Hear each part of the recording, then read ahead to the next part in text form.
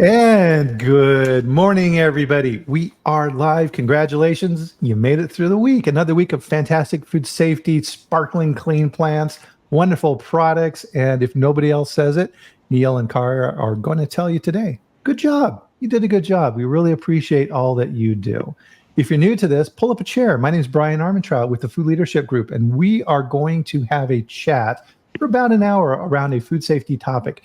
And this is a highlight of my week because I get to bring in amazing experts to talk about these topics and answer your questions. So as you're filing in here, make sure and put in the comment area where you are at in the world. Oh, cool. Nice to see Ryan here nice and early. And of course, I'm in Loveland, Colorado, where it has been super hot and upper 90s every day. We finally got some rain yesterday. The forest fires are under control. Everything's looking good. So if you're familiar with the chat, you're going to be really happy with our guests today. And with Kara, it seems that every time we got a different background going with you. So we got a different background here for you today with the gnome back there. Yep, still got my gnomes. Love the gnomes. I do too. And they'll make a repeat appearance. They're just in storage for now. So how's your weather in Wisconsin, Kara? Is it nice or? Well, I'm actually in Illinois now, so I know I crossed the border, and it's actually lovely here today. It's been so humid and hot, so nice. That's just not what a Wisco girl can handle. So. Yeah. Although I'm sure Neil down in Alabama, you can say a few things about heat, I would imagine. I love my heat and I love my humidity. So the absolute opposite. That's why I live here. So now it's supposed to be, I think, 90 degrees today, roughly around 60 to, probably 70 to 80% humidity. So it'll be a good day for a walk in the afternoon. Yeah. Right. Yeah. If you grow up, so I grew up in Wyoming, right? It's super dry. I think where we lived, it was 8 inches of precipitation a year. Wow. And that was usually just snow. And if you go places that are humid, it's so jarring. Yeah. That's where I'm at. Turn on the AC and stay inside. Exactly. Carrie, so it looks like Carrie's got some good weather there in Minnesota. Awesome. So 2 degrees, that's like winter. So yeah. And I'm fixing to come up to Minnesota soon, so I better pack a coat. Sunol's in Steamboat. Nice, beautiful town, Steamboat Springs. So Sunol's not too far away from me. That's really awesome. So we'll get the embarrassing piece out of the way here for Neil. Sorry to do this to you, but number one, congratulations on your new role. So principal scientist at Post. Very nice. Thank you. No, it's been a great change. So the last time we talked, I had my consulting firm, but since then I've moved on to Post Consumer Brands and principal scientist focusing on sanitation and food safety. And so it's an exciting time. So. Excellent. And the second part of that embarrassment is a very well recognized award. So IAFP gave you their Sanitarian Award. Congratulations. Yeah, thank you. Let's see if I can get my sound effect working here. Let's see if you guys can hear this. What's that? Oh, I couldn't hear it. Try it again. There we go. Oh, there we go.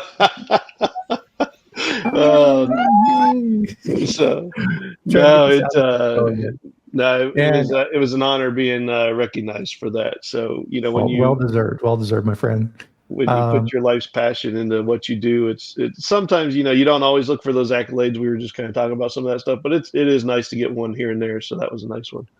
Yeah, it's very true. Yeah, we were talking here a little bit before we went live, and one of the things in technical fields is sometimes recognition is almost embarrassing for us, right? We're like, okay, our recognition is doing the job right, making sure the food is going out safe, and things are going well, and nobody notices because it's all working so good.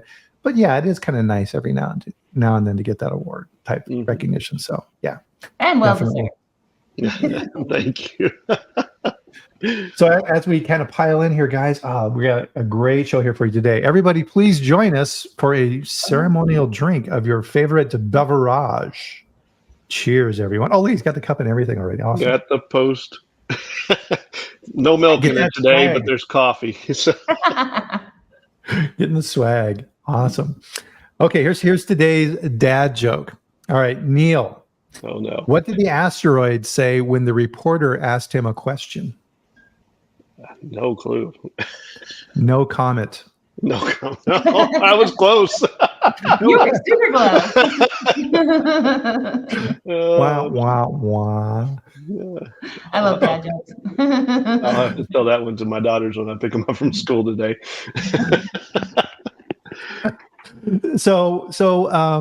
Guys, we got a ton to go here, so let's dive into our topic, everybody. So with this, we wanted to talk about a subject I think that really should, if it's not, should weigh on the minds of every quality person who's making food, and that's environmental monitoring. And this is a subject we talk on this show about every now and then, and it's because this is so important.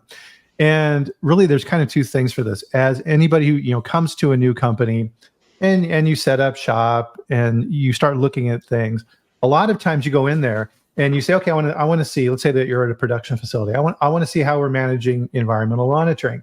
And they'll go and they'll grab a procedure and they'll pull it out and they'll get the map of the different things. And the first thing you do is this, because you have to blow all the dust off of it because it hasn't been rewritten in 15 years. Yeah. They've been sampling the same 15 spots every month. And if there's a problem, they do a vector analysis of the exact same spots. And if they get a negative, they go, yay, and then they just move on to the next thing. Well, if you're still doing that, you're probably going to be in for a really rude awakening here at one point. If you haven't been through an FDA Swabathon, odds are you're gonna. And guess what? Part of the directive of what FDA has been doing now here in 2024, and we'll talk about this a little bit more, but we're used to Swabathons if FDA is going in for a for-cause situation. It's like, all right, hey, you've had an issue and we want to go in. Well, guess what?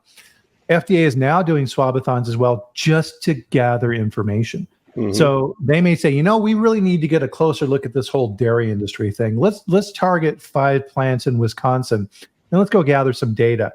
And when they do this, it's not, we'll do one little sample. No, they're going in and they're doing hundreds of samples, whereas most plants are doing 10, 15 samples a month, maybe a quarter, maybe worse, just enough of what they can figure that they can skate by and get a passing grade from an auditor relative to those programs. And that's a huge mistake. And one of the things that you need to be aware of if you're not is FDA has what they call the IOM, the Investigator Operations Manual. And in Chapter 4, they go through their environmental monitoring tactics. And if you haven't read that, you need to read that. You need to, in a lot of ways, and this is where I love these panel discussions like this, you need to really think about this from the standpoint of FDA. You need to look at their tactics and how they're tackling environmental monitoring and look at those programs yourself. And if there's a disconnect between those two, you really need to look at that and say, really, what should I be doing relative to what FDA is doing? What do you guys think? Yeah, no, that's so you look at the IOM manual, and the one area that a lot of people forget or glance over, don't even take it into consideration, is the size of your room. So when you start looking at zone 1, 2, 3, and 4, and when you start splitting out how you swab those zones based in your risk assessment, right?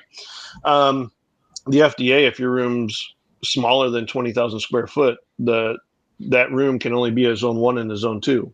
Mm-hmm. So meaning the ceiling, all the areas around the equipment and everything's classified as a zone 2. So make sure you have that addressed in your program. So that way you're not shocked when they come in and say, oh, we're going to swab all zone 1s and 2s. And then next thing you know, they're swabbing the whole room on you. Yeah.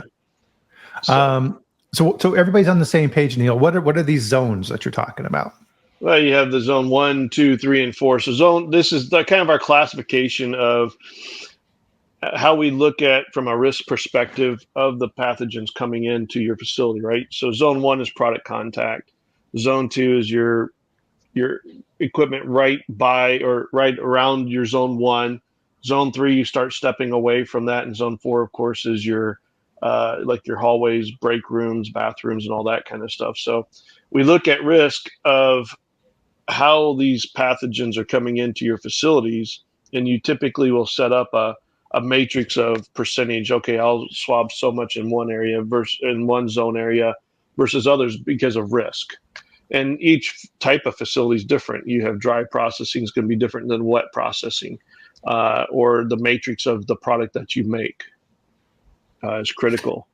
No, that's a good point. And this is, I think, a big wake-up call for everybody, Kara, is that generally people focus on zones 3 and 4 under the theory that, oh, well, if I don't find it there, that means that it's probably not on zone 1 and 2 because that comes off of the equipment or the contact surfaces and collects in zones 3 and 4. So I'll just sample there and be okay.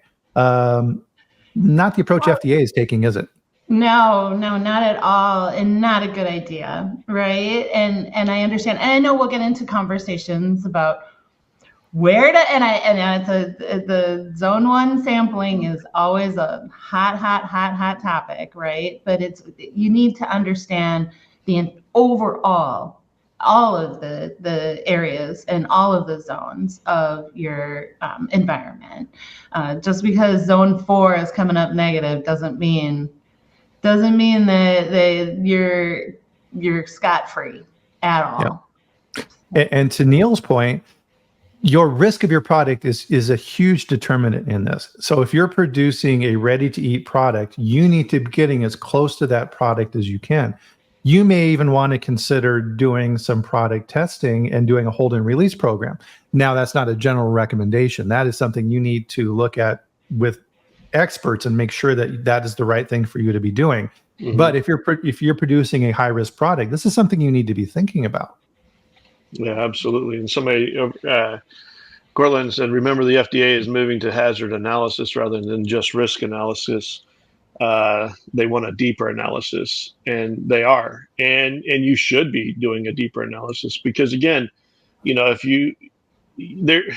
it needs to first be based off risk, in my eyes, risk assessment of the whole facility. Mm-hmm. And I coin the forgotten coast. So zones 3s and 4s, from a sanitary perspective, in a lot of food manufacturing plants have been forgotten. Yeah. And so we've seen a lot of higher results in hits in zone 3s and 4s because, well, we've had shortages of employees. It's the training programs are harder to implement these days, especially because of the amount of changeover we're having in these facilities. And so what are we focusing on? We have to focus on zones 1s and 2s so we can keep the process running. So we've kind of forgotten zone 3 and 4. So we have to make sure we're taking a holistic approach to this and really analyzing the whole process because, just foot traffic coming in, contractor traffic coming in and all that's not 100% of everything. Yeah. You can have your air handling units, your HVAC and all that providing pathogen into your facility. So have you analyzed that? So there's many different things from not only a risk assessment, but I appreciate, the hazard analysis part of that. No, that's a good point. So for an example of that would be, let's say that you have in your production area, a back wall that's really nasty. And a lot of times the maintenance guys will just go, we'll just put up some fiberglass board over that, nail it up, and we're all good. Oh my God. Now you've created an incubator that is growing stuff in there. And every time it gets wet, it goes down on the floor and spreads out across your plant. And good luck finding those, right? Those are really, really hard to find when that happens. I was going to say, if you're lucky, it's fiberglass board. But a lot of times it'd be cardboard, right? So. Cardboard and duct tape, that stuff is amazing. Back to the FDA piece of this as well is, and so Carrie has a very good point here. Yeah, don't forget this. In a lot of states, FDA is stretched very thin of how many personnel they have. They will contract with states. So like Texas, for example, like Indiana does this as well, where the state inspectors will be contracted as FDA investigators and do the work on behalf of FDA. So they're going in and doing this as well. So don't forget that. Part of this as well is FDA now, they've had a bit of practice on this and they're getting really good at it. They understand the differences between, let's say, a granola bar operation and a dairy plant, and they know where to go in and sample now. And they prepare in advance, and they know where to sample in your plant. And it's even written in the IOM that they are collaborating with CIFSAN so the Center for Science and Applied Nutrition, and having a game plan before they even set foot in your plant of what they want to focus in on. They have a really, really good idea of what to look for. So you need to be thinking about that too. Well, and they're not just going, 6 foot and down, not where they can just get to. They're going up, or they go up, under, everything. So make sure when you assess your zone, well, your swabbing areas, that we're looking up, we're going up high. Look for previous leaks that have happened in your facility. If you have, the markings from a previous leak on a wall or something like that, go up there and swab that area. So it's critical that we're looking up, under, and over as we're doing these swabs. Mm-hmm. Yeah, I'm always amazed when I go into a facility, and one of the first things I always do is look up, because a lot of times it's just, just looking up, looking for insulation, things like that, like you say, previous leaks. And how many times, and it's almost every single time they're like, why are you looking up? Because that's important. Like, maybe where the moisture usually comes from. Yeah. And the correct response from that is, why aren't you? Yeah. Why aren't you right. looking? To Neil's point there, and this is a huge one, is oh man, we had a huge rainstorm last night and we had this giant puddle of water in the middle of the production floor. We'll just squeegee that up into the drain and we're all good. What was on that roof? We know, right? Yep. I think birds kind of like roofs, if I remember correctly. Yeah. But, what is coming down on that? So I remember a story from a conference I went to a long time ago where the former head of quality in Europe for Cadbury, the chocolate company, was talking about a huge salmonella recall they had. And he put a picture up on the screen of a cast iron drain pipe that was going across a conveyor line.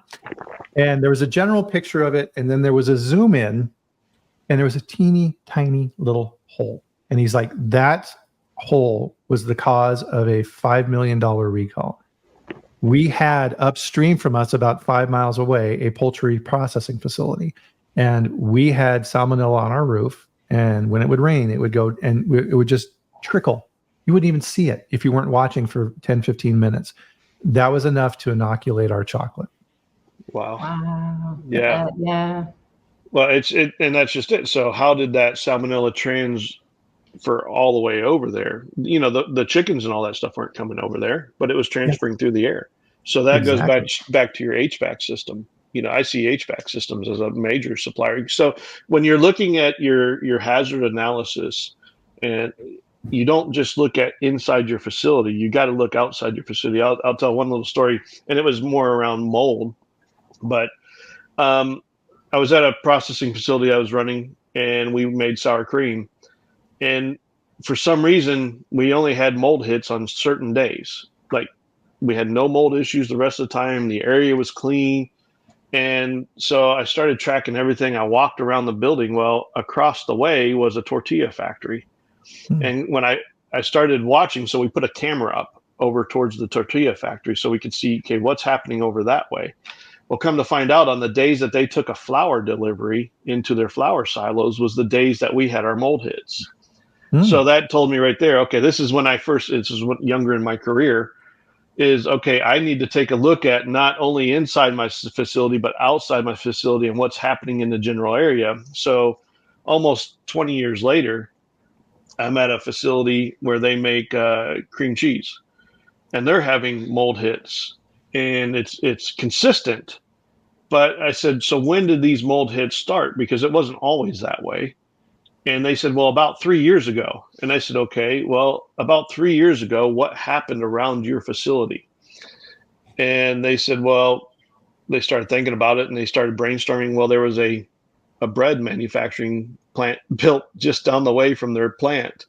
And so I was like, okay, so let's start sampling in the HVAC system. And here it was all coming in through the HVAC. So yeah, so it's that salmonella was floating around, could be sucked in. And if you don't have the proper cleaning programs on your HVAC systems, the proper filtration, if you're doing ready to eat, you might have to go all the way up to MERV filtration on your final filter. We typically start at MERV 13 on your final filter. You'll have a pre-filter of MERV 8. You start at MERV 13, you might go all the way out to 15 or whatever and get closer to MERV, so that way you cut out all that potential. Yeah. Well, and I think you bring up a good point, and I'm just thinking about this as we're talking through here, because I kind of had a similar experience, not kind of similar, where they had a exit door that was kind of dug in, and they had a big rain and water seeped through, and now they had a listeria problem. Yep. But for you and I and Brian, it's like, well, yeah, we're like, yeah. Water outside coming in, bad. Roof leak, bad, and things like that. But I think that's where the education comes into play, right? And understanding, and it seems like such a simple thing and probably almost, everybody on this food safety chat's like, yeah, duh. But for our sanitarians and our quality managers, just that simple education of, if you see a roof leak, okay, this is an event. Right. This is something that you have to be aware of. And the roof leak doesn't even have to be inside your facility. You make a great point. I was at a facility and they were having a listeria issue, and the maintenance shop had a door to the outside. Well, right outside that door was a downspout from the gutters. And so it was targeting all that water, and they didn't have the water piped off the downspout. It let loose right there. So, of course, they were walking through that as they kept coming back in and out of the maintenance shop to the outside. So you just have to take that holistic review of your whole process. You have to look at all the potential hazards of the process. Yep, absolutely. We're getting some really good ideas here for other things to look at too. So, maintenance carts. Yes, absolutely. Another one, janitorial carts. I was touring a plant one time, and I was out on the floor watching stuff, and the janitor came through with his cart through the GMP area to go to another area. And I'm just like, what? And I about had a heart attack. And they're like, what? I'm like, right? And then they didn't, it's what we talk about a lot, right? Which is fresh eyes. It's just looking around and noticing things. Yeah. And it's like, stop that now. Get him out. Never, ever again. And they're like, wow, you're right. And another good one here from Sean. Cooling units. Yeah. You want to make sure they're on a good, solid PM program and MSS program, so that way you're getting the pan underneath, getting it cleaned out, make sure that it's drained well, make sure the drains aren't leaking from those cooling pans. Going back to what you had mentioned, Brian, with the drains coming off of the cast iron drains coming off of the roof, I've seen a lot of those cooling pan lines that are leaking, and then they're transferring that same stuff around the facility. Yep, that's a good point. And a lot of times you have hidden cooling systems as well. So you may have a cooling tunnel on your line. Where's that cooling coming from, right? Odds are there's a coil somewhere. How's that being cleaned? For sure. And my favorite, right? The tarps instead of the drip pans. I'm bringing us back to reality here, because those are just, and they're maybe centered on the cooling unit, but probably not. Probably not. And, so with that as well, right? So there's tons of examples relative to these things. So if anybody else thinks of any ideas of where people can look, throw them in the comments, and we'll make sure to mention those. The other important thing I think that people miss as well is who's doing the swabbing. Are they trained? A lot of times the quality manager just goes in the lab and says, all right, you technician, you're now the swabbing person. And they're like, what? And they, hey, watch this video on YouTube on how to swab. It's just like, no, right? And so I was referencing here in the beginning, right, doing this, right? It's like, no, it's like you need a big old square, and you need to say, all right, what's the appropriate tool to use for swabbing? Should I be using the teeny tiny little cotton swabs? Should I be using a giant sponge sickle? What am I doing there to get the best sampling that you can get? And then making sure that those samples are taken care of properly, training your technician, because you can do all of this work to have a fantastic sampling plan where you're doing this and finding all this hidden stuff. But if your technician doesn't know how to properly sample, it's all for naught. Yeah, and I have one example of that was turned into just a nightmare with a company. It was a long time ago, but it was a quality person had not been trained. Well, they had been trained, but their training, they got it a little mixed up. And instead of what they were trained to do was take the swab and then spray sanitizer on the site. Mm-hmm. And instead, they were spraying sanitizer and then taking the swab. And everything was negative. It was amazing. They were having remarkable results. I used to run a micro lab and a third-party micro lab, and I had swabs come in for Listeria swabs one time, and you could it was reeking of sanitizer. And I called the company up. I'm like, I can't even run these. I said, this is not even ethical. I can't do it. I'm sorry. Yeah, you're fooling yourself. Yeah, exactly. Yeah, my favorite story from unknown sampling technique was from a milk route. So we were having high micro loads on a particular raw milk run in upstate New York, working with the farmers, trying to figure it out. Everybody was doing everything correctly. We're just like, and the counts just would not go away. So I'm like, okay, fine. I'm tired of this. I sent one of my good quality people out to ride along with the truck. And so she met with the company, met with the drivers, looked at their training, everything perfect. The driver was been doing this for 10, 15 years, knew what he was doing. Got his sample kit, got the ice. Yes, everything was great. Goes out to the first dairy plant, or not dairy plant, but the dairy farm. Goes into the milking parlor, checks it out, goes to the bulk milk tank, looks at it. He prepares his sample kit. Everything's just cruising along. Then he takes out the roll pack, tears off the top, and goes,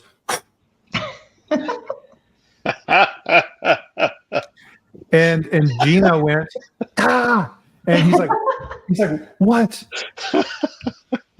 That was it. That was it. 6 months of hard work. Oh my gosh. For opening the world back. Oh, you gotta love it. I mean, but it's amazing what we run into throughout our careers. So there was a question here. Will FDA take operational or pre-operational swabs when they go to the facilities? You're not going to like the answer to this. In the investigations operations manual, 2 key points you need to write these down. Number 1, if FDA is planning on doing a swabathon or swabbing in your facility, they're not going to tell you.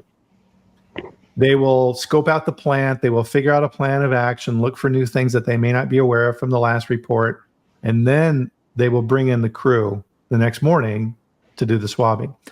Second part, they do not swab your nice, clean, pretty, sanitized, sparkly, start up the production run. No. Their instructions say wait at least 4 hours into a production run before you sample. So I want to hit on that, Brian, because that's something that's huge. So if you look at a wet clean facility that's being cleaned every 24 hours, like a dairy plant would be, or a typical fluid dairy plant would be every 24 hours. Yes, going into the run at 4 hours and then taking your swabs is a good check of how is everything, did it work from the cleaning perspective, but then are you maintaining into the production? Is your mitigation plans, your transition zones and all that stuff, everything that you've done working? But let's say you're doing a dry facility, a dry clean facility. You might only clean that plant every once a week, every 2 weeks, even as far out as once a month on a dry cleaning facility. When do you take the swabs then to verify your program's working? And so that's where I challenge people a lot of times on their programs. It's like, oh, well, we're taking them 4 hours, after we do our clean break or whatever you want to call it. I call it sanitation breaks, especially in the dry world. But do you take it 4 hours in, or do you wait till maybe halfway through the production or 1/3 into that production cycle? So that might be a week later from your sanitation break. And so you can't just follow the 4 hour rule. And I want to toss that out there for you guys to comment on, because that's kind of my take on that. No, that's correct. That's a great thought, right? Like, I mean, we've been pounded into our head 4 hours, 4 hours, 4 hours, but is that the right amount of time when you're only cleaning once a month? Right. 4 hours that's not going to tell you anything. It's going to tell you you're cleaning for 4 hours. Right. And so people Turn are it assessing over. their run lengths off of some of these results too. And so I'm sitting there going, well, 4 hours isn't, like you said, Car, is not going to tell you a thing at all. You need to be sampling throughout that whole run. And so, and you start out, maybe it's a week later, or basically 1/3 into whatever that production cycle is kind of the rule of thumb I've been using. Yeah. That's a great rule of thumb. And actually that people should take note if you're in a dry facility, because that's, like we said, it doesn't depend so much on that expectation of the 4 hours. It's what's your cycle time for sanitation to sanitation. Right. And is your mitigation plans working? Is your hygienic zone working? You're going to still have some cleaning activities. You don't just stop cleaning and don't clean ever again for that whole month. Right. But you're still going to have some cleaning activities, especially in your zone 2s and 3s and 4s and all that stuff. You're just not cleaning zone 1 during that process, that time. And so you need to prove out that whatever you've put in place works. And that's really what I look at the program as, is you're just vetting out, is what I'm doing working? Right. Is the sanitation program working, the MSS? You also have a master cleaning schedule. And so is your hygienic zoning program working? That's what it's telling me. Yep. Absolutely. And I think you nailed it. What is our program supposed to do? Are your programs working? It's a verification of your sanitation program, and what's working for you. So. Yeah. Yep. That's the whole point of this, is the verification side of it. I have this plan. Is my plan working? Mm-hmm. And to Neil's point, excuse me, is, what's your risk window? So when's the last time I did a full clean, and when's the next time I plan to do it? That's your potential window of vulnerability. How long is that? Now, if you're in a dry plant, you're going to have a big window. And so what does that look like for your facility? And making sure that they understand that if you do have a problem, the potential finished product impact could be huge. So how can you potentially chunk that out? Always a good way to think of it. So the other piece of this, guys, is something to think about, is what are you actually testing for? And that's going to depend on what you're making. So Neil, what are your thoughts around that? Yeah. So everybody knows I've been really focused in the dry cleaning a lot. I mean, wet cleaning, that's been around for a long time, but really you need to take a look at the matrix of your product. But let's say we're testing for salmonella or even listeria. I have an issue with going into typing, the bacteria down to because really, what is the purpose of the program? Again, the program is to define are you clean or not? Is your programs working or not? We don't need to type to say that. If even a presumptive, so salmonella, you might get a Klebsiella presumptive, right? But you don't know that because you haven't typed it out yet. But it comes back from the lab saying you have a presumptive. To me, that's enough to say your environment's still dirty. Something has failed in your system to allow the Klebsiella to be there, because it says that your environment's in the right condition to allow for these other ones to be there. So why do we need to go to typing when all we're trying to do is say, are we clean or dirty? Is our programs working? And if you really want to be conservative, looking at, if I even get a presumptive, I'm reacting. Yeah, absolutely. Sonal had a good question I wanted to work in here for sure, get your guys' opinion on this. A lot of facilities I've seen only take pre-op swabs. Are they doing this to avoid having to hold product? Any comments on that? I'm going to say yes, right? I mean, like that's in their mind. That's what they're thinking, I would assume. Yep. So pre-operational swabs may not be, and I'm not sure if you're asking for on zone 1 or is it the environmental part? That's true. But yeah. So if you could clarify that, that'd be great. I mean, you do want to take a look at, is your cleaning program working? So, if you're doing a dry sanitation, first off, we always say, what clean level are you going to? Are you going to an allergen clean? Are you going to a microbiological clean? So all that you have to take into account. If you're looking for a microbiological clean, am I just doing EB swabbing, or am I doing APC swabbing? And that's a discussion that's going on right now. I'm having that discussion. And if we're worried about stuff that's going to make people sick in a dry environment, thermoderics, a lot of your thermoderic spore formers and all that aren't going to hurt us at all. It's not going to hurt the product where it's a dry environment. If you do an APC, you're going to pick up all that. So we don't know if we were truly clean to a safe level, where maybe, we look at more the EB route from that standpoint. So. Right. And good point on that as well, too, is with Sonal's question here is if you're doing pre-op swabs, that means you're probably just doing ATP because you don't have time to wait for stuff to grow. You got to run your plant. And that's not going to tell you what you need to know from a cleaning standpoint, right? Yeah, and that depends. So she came back. So both all swabs, including zone 1 swabbing for Listeria. Ooh, yeah. So you, yeah. So I see a lot of companies going to product testing instead of doing like Listeria testing on zone 1s. Yeah. And as long as you, from a statistical standpoint, can get enough samples of your product throughout the run to correlate that back, I would actually have a correlation study done on that. But yes, if you do take a Listeria swab, you're going to have to hold product. There's no doubt about it.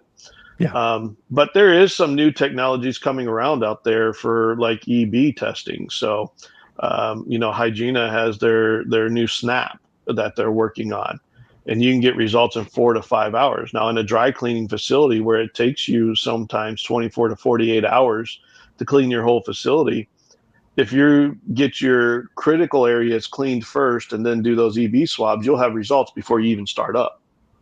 So there's some new technologies coming around that are definitely going to help us out on that standpoint. Now, Listeria, no, we're not going to that route. That's definitely a different program. Well, and I think that's a good illustration of why your program cannot be generic. You just can't say, oh, at every other plant I'm at, every facility is unique. Your products are unique. The equipment is unique. You need to look at this really closely. And nothing drives me more crazy than when you see copycat programs throughout like a facility, facility to facility, same company. It's like, no, that doesn't make that's not doing you any good. Right. The point of this is to try to verify your programs are working, and you have different people, you have different equipment, just like Neil was talking about with different location. A facility in Wisconsin is going to have different environmental issues than a facility in New Mexico. So you have to take all that into consideration, and what drives me really crazy, and it's not their fault, right? But when you walk in and you say to a quality manager, why are you doing it this way? And they say, well, this is how we always have done it. It's like, that's not it's well, and your complexity changes throughout the year too. Right. So you have to take a look at your environment. So there was some people making some comments, well, we've got a storm coming up the coast right now. What's that going to do potentially to my environmentals? You've got extra water outside. You could have sewer, the city sewer systems backing up and all that stuff. So you have to take into account that. So out west, you have a bunch of fires going on right now. Well, the winds are so much stronger right now because of those fires. So what's that stirring up? Mm-hmm. So you have to start you can't just have a cookie cutter program, and even your program sensitivity may have to change throughout the year because of external influence on what's happening at your facility.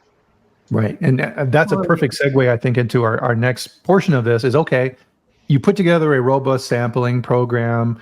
Everybody is trained. You're doing an excellent program relative to this, and you get a hit. So you're like, okay. The next failure I see for a lot of operations in this, to your point, Kara, is they'll pull out, okay, well, we'll do a vector analysis, and they sample the same 10 things. We'll do this forklift wheel, and we'll do this wheel on this maintenance card, and we'll do a shoe from a work. No. What are your thoughts around that, Kara? Vector analysis. Yeah, well, and it has to, this is where the critical thinking, right, comes into play, and just understanding, really think about, and this is also, and again, just kind of piggybacking on Neil, the conversation about the confirmation or the presumptive and things like that. And I totally agree. If it's presumptive, there's a risk, right? But sometimes you do have to take another look. What we were talking about with sampling, sometimes the broth, if they selected the wrong type of neutralizing broth for the swab, that can interfere with tests and cause all kinds of havoc. I just talked to a friend that was having some issues. This was a couple years ago now, but she was reiterating this story where they had some cross reactivity with the type of methodology they were using, and all of a sudden they were having, and I guess this is getting away from vectoring, but you got to take that all into consideration, and be flexible in your investigation. But with vector swabs, don't just do we've always done this way. That can't be your mindset. You really just have to go out there and take a good look. Where was the positive? Look around and think, and also look at the traffic and things like that too. So all of that plays into it. You can't just, like you say, Bryan, take work off your list that you've had for 2 decades. So no, you got to go up and under. I mean, vectoring is not just do 4 quadrants. Come on. A lot of people will react to a drain. You have a drain hit. Well, it doesn't just magically appear at the drain. It came from somewhere. And they'll go out and do 4, old school, 4 quadrant, go out 4 directions and take a couple swabs in those areas. And then they get all negatives back. And then, hey, we're good to go. And then next month, the drain came up positive again. Okay, let's do our 4 quadrants. Well, we're negative. Let's keep going. It's like, come on. It's coming from somewhere. It's not just in the drain. Now, hopefully they're cleaning the drains, right? But, get up underneath of equipment, because especially like in wet cleaning facilities, this is where I see it the most, is what do? They spray water hoses, right, at the floor, because that's how they sweep the floor. They sweep the floor with a water hose. They don't pick up a squeegee or anything that would make sense. Mm-hmm. Yeah. So it hits the floor and then it bounces back up. And where does it go? Underneath equipment. And so you start coating the underneath equipment. Get you a what was it? The old selfie sticks. I love the old selfie sticks, and put your cell phone on there. You can go down underneath equipment. I'm getting older. I don't get down on the floor as much as I used to and try to get back up. So, put my phone on a selfie stick, get up underneath equipment and start taking pictures underneath there. Or you can get a GoPro. You can put a GoPro on a stick. People forget that. Yeah. Well, and Neil, I'm 5'3", so they always send me. I'm 6 foot and I'm big and I'm getting older. My knees aren't as the best, but Neil and I, we tend to check the top of stuff. Yeah, we're going upwards. So, but another neat thing I saw the other day is, now these vacuum companies, they have the carbon fiber extensions, right? Well, on the end of those carbon fiber extensions, you can go up 30, 40, 50 feet with those things right from the floor. And they actually have camera attachments now that can go on top of them. So if you need to get up, high and get up in there and start taking some pictures up there and see what's happening, really cool stuff coming out. That's cool technology. Drones, maybe drones. Maybe we'll have drones. Yeah, I've talked to somebody about drones. It's going to be interesting to see in the future where we lead. Yesterday, I flew into what airport was that? Oh, it was at Pittsburgh, I think. Yeah, Pittsburgh Airport. And there's a floor scrubber that was robotic. It was a robot floor scrubber that scrubbed floors. So yeah, what's coming out right now is amazing from a technological standpoint. Yeah, that is cool. Snell had a question. I'm not sure if we'll be able to answer this specifically, but I did want to bring it up. Is frequency of swabbing for Listeria salmonella for high-risk products, quarterly, annually, et cetera? Well, quarterly and annually is not enough. Do zone 4 at all. So, okay, zone 4 is the forgotten coast. Again, I can't stress that enough. You cannot forget zone 4. And you can't forget about it in your cleaning program, or even everything else that you do. So I'm working on, looking at technology right now of floor coatings, where they have floor coatings that help kill pathogens if they land on the floor. So that will help you. There's one technology out there with zinc right now that I'm looking at. So we can't forget zone 4s, but if you have a high risk product, and especially if it's a ready to eat, so that now you have to start taking those questions into play. Is it ready to eat or not? And then you start going back to, is it even down to daily, weekly, monthly, so on and so forth. It's all based about risk. Yep, absolutely. Yep. So part of this, and I think part of the message that's coming out in the theme for our conversation is, for your plan of attack and how you react to these situations, it can't be static. You need to be constantly looking at this. And a good way to frame this is, what's changed in my plant? And so some examples around that of things you need to be looking at is new workforce. Temp workers. Everybody had massive problems during COVID getting workers in the plant. Anybody you could grab and bring into the plant. It's like, oh, fantastic, right? I need huge is captive shoe programs. Does that facility have a captive shoe program or not? And do they have a cleaning program for the captive? For their captive footwear. And where they store them.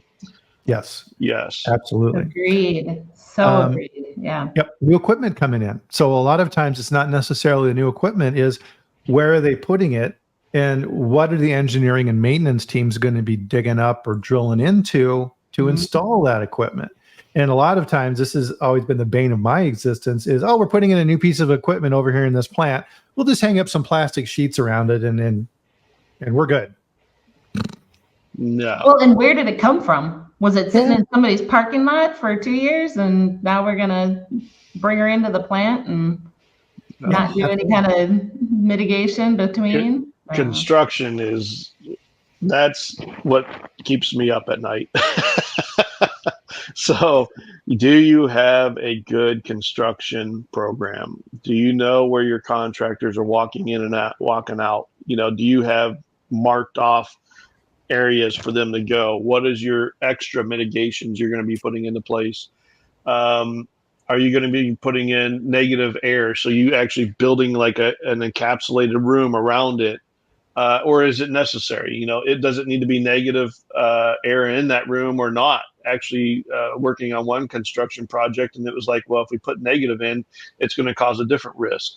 And so we went to neutral air, but then we put in filtration systems to where making sure it's filtered properly, and then extra cleaning practices all the way around it. So there's just so much that, again, there's no one cookie cutter program, but you have to, it goes back to that risk assessment and understanding what's happening in that area.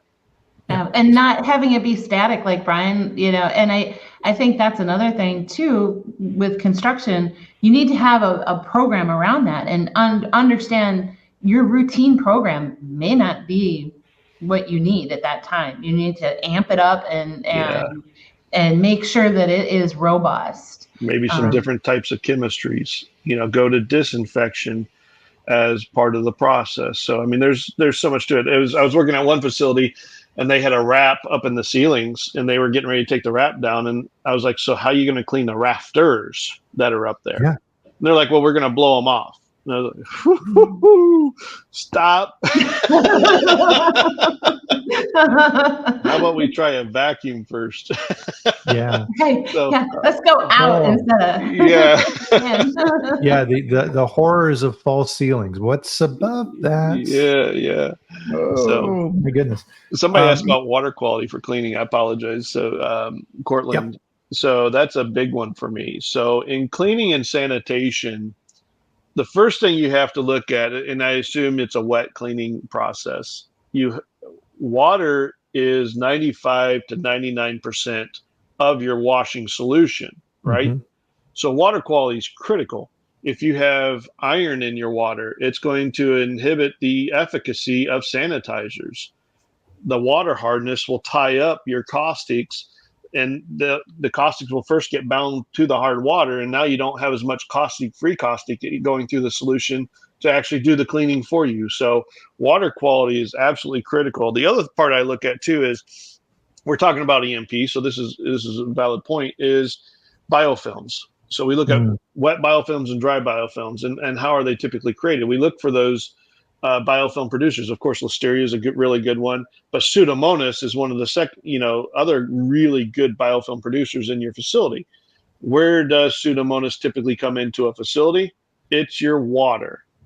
And if you go back and the EPA doesn't test for this, and you don't have to test for it because it's not part of, is it safe for me or not? These Pseudomonas aren't going to hurt us by drinking them. So we're not typically testing for it, but your water is typically loaded with it. So every time you use water, you're injecting biofilm producing bacteria into your environment. Right. And so you have to think about that. Yeah, it's a little off topic, but this caused me some pain in the past. Pseudomonas may not be a food safety issue, but it's a food quality issue if you're making cheese. BC Burkle. Oh man, I dealt with that at a facility. It was they were actually making wipes, and they had Burkle in the system, and it was all water. It came from the water. Yep. I've dealt with that too. Yeah. Yep. Yeah. Yep, and they're not easy to get out. They are a hell of a biofilm producer. Yeah, Pseudomonas too. Yes, super hard. I when I first started working after I got out of college, I worked in medical device for a couple of years in a clean room, and we had Pseudomonas in the clean room, and we fought that like crazy in a clean room to get rid of Pseudomonas. So that gives you an idea. So one piece I definitely wanted to touch on relative to contractors and things like this as well is training. Right. So odds are if you're in rural Wisconsin or wherever and a big project comes up for your plant, they're pulling the local workforce, the local electricians and welders. They have no idea what's needed for food. You need to train those guys of, hey, we're making food here. Here's where you're allowed to go. Here's what you're allowed to do. You can't go over here. And then really ramping up your EMP programs to make sure that your products are protected. You have to. Hard sometimes, Brian, especially in those rural areas, because a lot of those people are your friends. Like you're having Sunday dinner or going out to the bar with them or whatever. So a lot of these people are all friends, and so you also have to hold them accountable. There was one big situation that happened, and it was published that the contractor had brought in so you're contracting somebody to do something, and then they brought in they subcontracted it out. Well, this contractor had the training, but the subcontractor didn't. And then they're the ones who brought the issue into the facility. So, So here's a little tip of what I used to do in the past for my facilities is if we had any type of a large construction project coming up, I would work with the maintenance and the engineering groups, and we built into the contracts these requirements. And we actually had financial penalties for the contractor. Wow. So if I find cigarette butts, if I find empty pop cans outside the plant or things like this, and it's coming from your area, I'm deducting from your invoice. And that gets their attention really quickly. Wow. Sure does. Yeah. Well, and I think like we kind of alluded to before though, with the training, again, on this, it's the food safety chat, right? We're all aware of what this is, implicates, but, I look at like even my parents, they're in their 80s and, I've been in food safety forever and my mom is still like, well, I cooked the chicken to 300 degrees. I'm like, Mom, you don't have to cook it to 300, but I appreciate the fact that she gets it, or she understands. But it's also, sometimes people just don't understand. Okay, if I walk outside, like your maintenance example, if I walk outside and then walk back in without any kind of cleaning of my shoes or anything like that, that's not going to be a big deal. That's no big deal. And we're becoming more global, right? Too. So we have a lot of people coming in from overseas, which is great, as long, again, legally. And so I'll put that in there. But my wife came overseas legally. And so she was at home for 2 months this summer. And she had my daughters with her. And so she was really watching how they wash stuff, how they refrigerated stuff. Like over there, it's very common. They have dinner and they just leave it out on the table. And the next morning they go and reheat it up. Let's not put it back in the refrigerator. They just reheat it the next morning. My wife's like, no, we're not eating that. And so, but as they migrate over, they have different food safety. They've been brought up differently from a food safety standpoint. So we really have to take that into consideration as we're building out our training programs. They may have been brought up with different principles and stuff like that of food safety that we have to change, because, and even her parents and her friends don't understand why she's so strict. It's like, well, their gut flora is totally different than ours, you know, and so we are so much cleaner on our stuff, and it's a lot easier for us to get sick because of that. Yep, absolutely. So we're getting relatively short here on time. So there's a couple subjects that I wanted to get to cover. Is, I mean, ton of territory here, and if you're a quality manager at a plant responsible for this, your head is probably swimming right now. So for my panel here, if you're taking all this information in and saying, "Wow, okay, where do I start?" What's your advice, guys, on where they should start with this? I think Neil hits it with the risk assessment, right? Like, just understand you can't just develop an EMP standalone, right? A lot of stuff plays into it, and understanding your area, your environment, your people, your process, and that I know that's a huge task, but that's really where you have to start. I think that's probably the best starting point. Yep. No, I agree 100%. And risk assessment's a critical part of it. And don't be arrogant in your risk assessment. That's not going to happen to us. It's never happened to us before. Just because it's never happened to you before, don't take it into consideration. You have to include everything and make it multi-tiered approach. Have people from the processing floor, have sanitation employees involved, have everybody, not just management, but you need to take it all the way down. Have some maintenance techs come in and be part of the risk assessment, because they're the ones that are doing it, not us in management. So that's absolutely critical in the process. So, and then I would say number 2, phone a friend if you get stuck. I mean, that's exactly what this is about. Is like food safety is not a competitive advantage.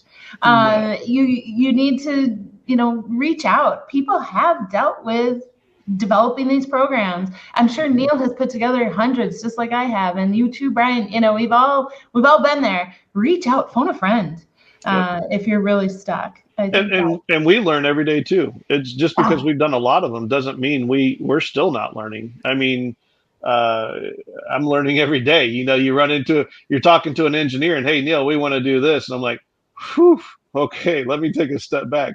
And I have phoned some friends on that. "Hey, I know you've kind of gone through this. What did you take into consideration?" So absolutely, don't be afraid to reach out. I mean, we all support each other. Yep, I agree. Absolutely. And so part of this is a good rule of thumb on this is, and this is a very generic statement, but if you have a robust environmental sampling program that you put in place and you're not getting hits, you probably don't have a good program, right? Because it's there. It's there somewhere, right? So you should be aggressively looking. And the follow-up piece for that is FDA does not expect perfection. What they do expect is that when you find things, you eradicate that source and you move on. So to Neil's point earlier, I had a hit, I did my vector, I'm good. Oops, I had a hit, I did my vector, I'm good. No, right? There have been some very high profile cases where FDA has said, all right, your environmental program is ineffective. You are not protecting public health. We require you to recall. And they're doing this without any direct product contact results. They're just saying your program sucks and you are putting people at risk. Recall. Absolutely. No. And I can't get off enough of this, the typing part of it. We're waiting for typing and it's not the same or this or that. Your environment's dirty, get it clean. Something has failed. And don't wait for that to be your determination, because the FDA don't care. Yeah. No, I agree with. I mean, there are useful points to do typing, and there are instances, but in general, if you have a presumptive positive, something in your environment is off, and you need to figure it out, right? You need to figure it out. A good way to think about this is the phrasing I use around this is you have to be able to tell your story. So imagine that you're sitting down with FDA, they're in your plant, and they say, walk us through your environmental monitoring program, why you did things, and importantly, why you didn't do other things. and what you do if you have an issue. So plan, do, check, act. If you can walk through that and explain it, and it makes sense to an outside third party, such as Neil or Kara or myself, and we say, okay, yeah, that's a pretty good program. That makes sense. You're probably in a pretty good spot at that point in time, right? But things change. try to explain it to 12 people from the street who have no clue, and that's who you're going to be talking to when you're in court. And so, think about that. I think about that all the time because I've been an expert witness before, and I've had to explain my point to a panel, and they have no clue what we, the information like we know.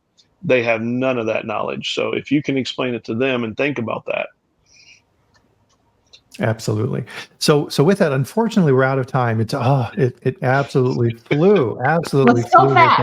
It always does. It goes so fast. Does, isn't it? That's one comment I always get back from the guests here on the show is, oh my God, that went so fast. And it's just because it's an absolute fire hose of information here today. And so for Neil and Kara, thank you very much. Amazing.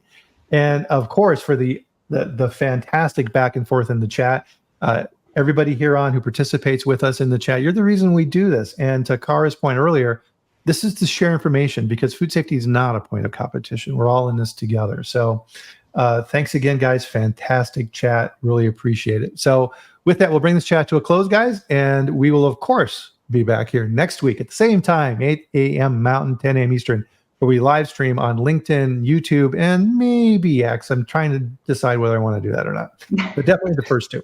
So with that, everybody, have a great weekend. Enjoy yourself. You did a great job this week. Kick back, have a little bit of fun, and we'll see you back here next week. So thanks, everybody. Have a good time. Bye. Bye. Thank you. Thank you.